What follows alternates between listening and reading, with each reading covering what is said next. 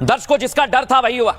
लगातार हम इस बात को बता रहे थे कि अमेरिका ईरान पर अटैक करेगा, अमेरिका ईरान पर अटैक करेगा, लेकिन इजराइल के साथ मिलकर ऐसा अटैक हुआ कि 9 देश इस धमाके की जद में आ गए। और आपको बता रहा हूं दर्शकों, अगर आपके रिलेटिव्स, रिश्तेदार बाहर रहते हैं, गल्फ कंट्रीज में रहते हैं, तो वर्ल्ड वॉर 3 शुरू हो गया है। ये हम नहीं कह रहे, ये दुनिया के कई देशों से आवाज उठी है। पहली तस्वीर आपको बताता हूं कैसे ये शुरू हुआ है।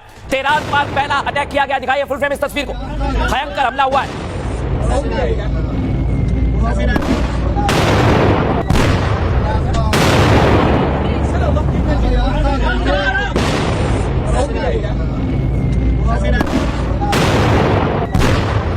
अब दर्शकों, आपको पहला अटैक तो आपने देख लिया, दूसरा अटैक दिखाते हैं। ये देखिए, इस्फहान शहर पर जबरदस्त धमाका किया गया, दिखाइए फुल फ्रेम।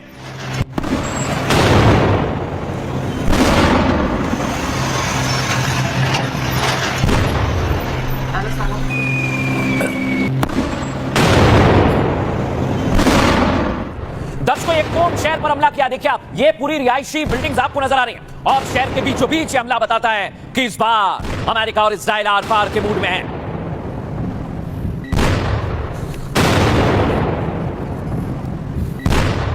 अब दर्शकों, मैं आपको बताता हूं, ईरान में एक जगह नहीं, ईरान बड़ा देश है। वेस्टर्न ईरान में यह है खेरमानशाह शहर, जहां पर हमला किया है। देखिए आप, आग का कैसा ज्वाला और धुआं कैसे थड़क रहा है, दिखाइए जरा फुल फ्रेम इस तस्वीर को।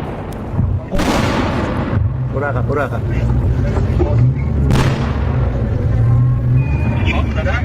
على شيشتا.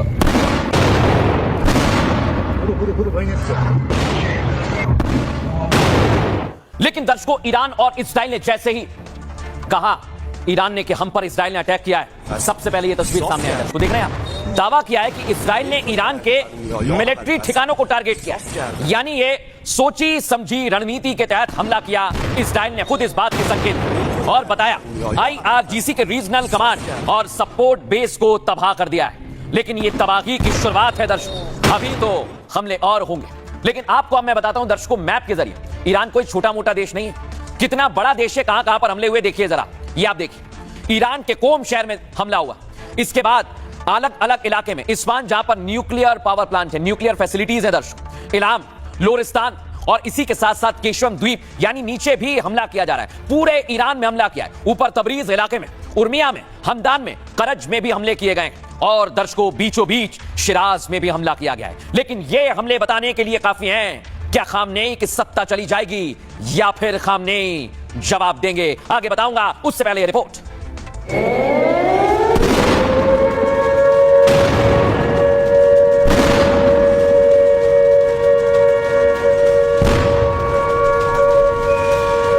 मुल्ला को मारने निकले ट्रंप की स्ट्राइक टाएं टाएं फिस हो गई, लेकिन खलीफा ने ऐसा मारा कि 8 देश धुआं धुआं हो गए।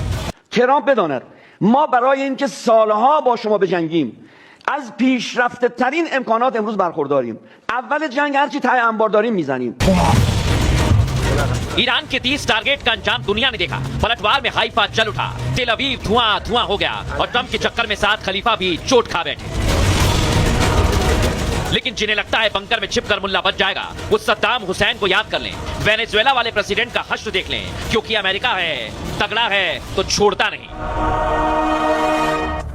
अमेरिका के हमले बताने के लिए काफी हैं दर्शकों कि इजराइल के कंधे पर बंदूक रख के डोनाल्ड ट्रंप चला रहे हैं। किसके ऊपर बंदूक चला रहे हैं दर्शकों, आइए आपको बताता हूं। खामनेई के ऊपर। ये खामनेई का घर आप देख रहे हैं जहां पर हमला हुआ है। महीनों की तैयारी के बाद आखिरकार ईरान पर अटैक हो ही गया दर्शकों। यूएस इजराइल ने मिलकर 30 से ज्यादा ईरानी ठिकानों पर हमला किया, जिसमें खामनेई का घर भी शामिल है। खामनेई का ऑफिस, IRGC का मुख्यालय और न्यूक्लियर साइट भी शामिल है। यह अटैक 2 चरणों में डिजाइन किया गया संयुक्त एयर कैंपेन मॉडल है दर्शकों। हमले का पहला फेस कमांड, कंट्रोल और एयर डिफेंस सिस्टम पर केंद्रित रहा, जिसमें अमेरिका ने सैन्य अफसर ईरान के कमांड नेटवर्क्स को टारगेट कर तबाह कर दिया, यानी ईरान के फैसला लेने वाले लीडर्स को टारगेट किया ताकि रिएक्शन ईरान का धीमा हो जाए। खामनेई भी कहीं छिप गए, जबकि इजराइल ने प्रमुख मिलिट्री बेस और एयर डिफेंस साइट्स पर हमला किया। आपको बताऊं दर्शकों, अटैक का मुख्य टारगेट ईरान की मिसाइल क्षमता पूरी तरह से नष्ट करना था, क्योंकि ईरान फिर लड़ नहीं पाता। इजराइल ने इसे roar of the lion code name दिया है। आपको यह भी बताएं, यूएस का code name operation epic fury रखा गया है। और शुरुआत में इजरायली हमले तेज होते हैं, स्टैंड ऑफ मिसाइल का इस्तेमाल करते हैं, जबकि अमेरिका ने टॉम हॉक जैसी क्रूज मिसाइल का इस्तेमाल किया है। टॉम हॉक के इस्तेमाल से यह भी पता चलता है कि हमले जहाज या सबमरीन से किए गए, क्योंकि टॉम हॉक मिसाइल वहां से भी संचालित की जाती है। ट्रंप और नेतन्याहू ने ईरान के खात्मे तक ऑपरेशन जारी रखने की बात कह दी है। दर्शकों, फिलहाल ईरान का पलटवार जारी है और दुनिया के हालात तेजी से बिगड़ते जा रहे हैं। लेकिन आज डोनाल्ड ट्रंप ने क्या ऐलान कर दिया है, यह पूरी दुनिया को सुनना चाहिए। The United States military began major combat operations in Iran. Our objective is to defend the American people by eliminating imminent threats from the Iranian regime, a vicious group of very hard, terrible people. Iran is the world's #1 state sponsor of terror and just recently killed tens of thousands of its own citizens on the street as they protested. It has always been the policy of the United States, in particular my administration, that this terrorist regime can never have a nuclear weapon.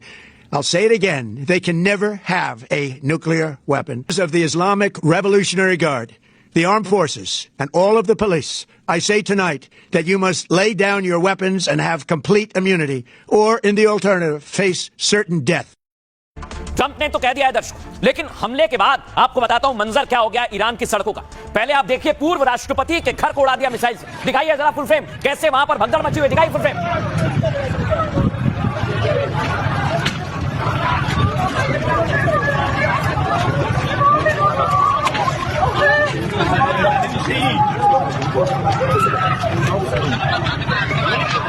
दर्शकों, सड़कों पर इस समय हालात खराब हो गए। Israeli हमले के बाद तेहरान में बर्बादी का मंजर आप देखिए। सड़कों पर लोग आ गए और घबराहट महसूस कर रहे हैं कि आखिर कब तक हमले होते रहेंगे।